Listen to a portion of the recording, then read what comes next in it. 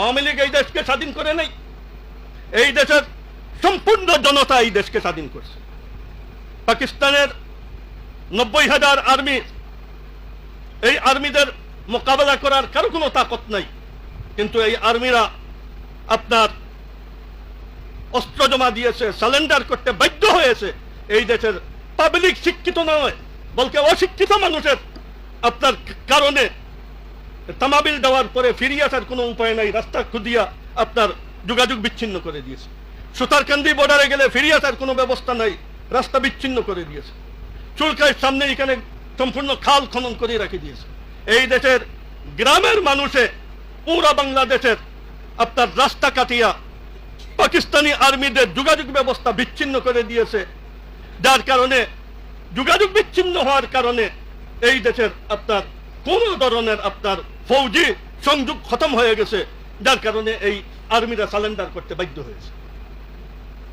ওইদিকে ইন্ডিয়ার উপর দিয়ে হাওয়াই জাহাজ বিমান আসা, এটাও রাস্তা বন্ধ হয়ে গেছে, যার কারণে এই দেশের স্বাধীনতার জন্য সবচেয়ে বড় আসর, যেটা কোনো জায়গায় কোনো আলোচনায় কেউ বলে না, সবাই মুক্তিযোদ্ধার কথা বলে। নিশ্চয়ই মুক্তিযোদ্ধারা জান দিয়েছেন, সময় দিয়েছেন, কিন্তু এর চাইতে আমার কাছে বেশি এই দেশের পুরুষ মহিলা গ্রামের যারা রাস্তা কাটিয়ে যোগাযোগ ব্যবস্থা বিচ্ছিন্ন করে দিয়েছে।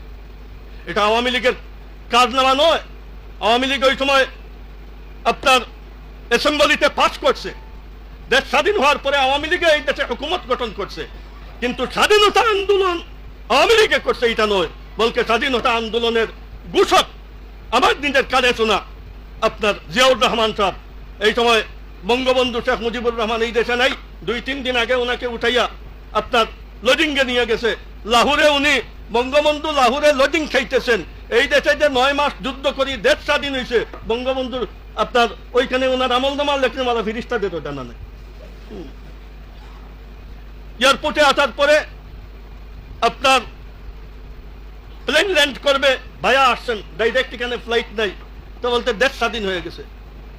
কোন দেশ স্বাধীন হয়েছে? বাংলাদেশ স্বাধীন হয়েছে। সত্যি সত্যি বাংলাদেশ স্বাধীন হয়ে গেছে। আরেক সত্য কথা যেটা এই দেশের মানুষে বলা বলি করে না, বঙ্গবন্ধু নিখিল পাকিস্তান, দ্বিতীয় পাকিস্তানের প্রধানমন্ত্রী হওয়ার ওনার মেহনত ছিল। উনি কোনোদিন দেশ স্বাধীনের জীবনে কোনোদিন ঘোষণাও দেন নাই, কোনো রেজুলেশনও নাই, কিচ্ছু নাই। ওনার দেশ স্বাধীন করা এই কাজের ওনার হাসিয়ে খেয়ালও নেই। এইসব আওয়ামী লীগের আপনার মিথ্যা আপনার ইতিহাস।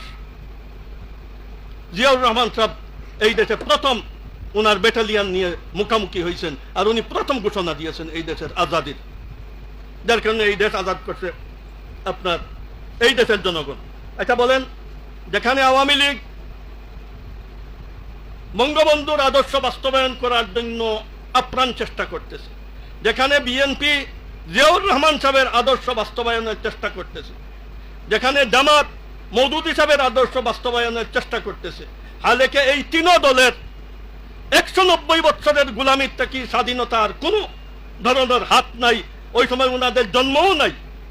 আপনাদেরকে কোন গজবে পাইছে যে আপনারা আপনাদের আকাবিররা এই দেশকে 190 বছরের গোলামি থেকে আজাদ করলো, আর আপনারা আমাদের আকাবিরের আদর্শ বাস্তবায়ন করব, আমাদের আকাবিরের আজাদ করা দেশ আমরা আবার পশ্চিমা জগতের তরবিয়ত ইয়াফতা মানুষের হাতে দেশ দিয়ে মাদ্রাসা মসজিদের শোকেসের ভিতরে আমি বসে থাকবো।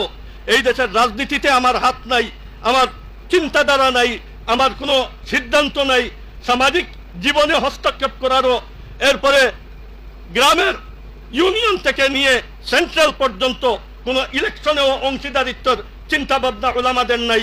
এত আমি ওনাদের মিসাল দেই, ওই জমিদারের আওলাদ, যে জমিদারের জমিদারিতে শত শত বিঘা মাটি ছিল, আর এই সব গ্রামের মানুষের জমিদারের জমি ক্ষেত করিয়া খাইতো, আর জমিদারের বিশাল কয়েক একর আপনার জমি দিয়ে একটা পুকুর ছিল, বিশাল অট্টালিকা ছিল, আর জমিদার মারা যাওয়ার পরে সারা গ্রামের মানুষে তার জমি জমা ভাগ করে নিয়ে গেল, পুকুরটাও নিয়ে গেল, তার বিল্ডিংটাও দখল করে ফেললো, আর জমিদারের আওলাদদেরকে পুকুরের পাড়ে টিন সেট দিয়া একটা ছাপড়া বানাইয়া দিয়ে বললো তোমরা এখানে থাকো। ঠিক কওমি মাদ্রাসার উস্তাদ আর ছাত্রদের এই মিসাল, যে তাদের বাপ দাদা জমিদার ছিল, ব্রিটিশকে এই দেশটা কি তাড়াইছে, যেখানে কেউ হিম্মত করতে পারে নাই। আর 190 বছরের গোলামি থেকে এই উপমহাদেশকে স্বাধীন করলো। আর স্বাধীনের পরে পাকিস্তান, হিন্দুস্তান আর বাংলাদেশে বিভিন্ন সংগঠনে দেশ দখল করিয়া বসলো। আজকে কালকে ফলো না, আর আমাদেরকে পুকুর পাড়ে ছাপড়া বানাইয়া দিয়ে বললো তুমি ওইখানে মক্তবে কোরআন শরীফ পড়াও, তোমার এইসব কাজ নয় দেশ নিয়ে চিন্তা ভাবনা করার।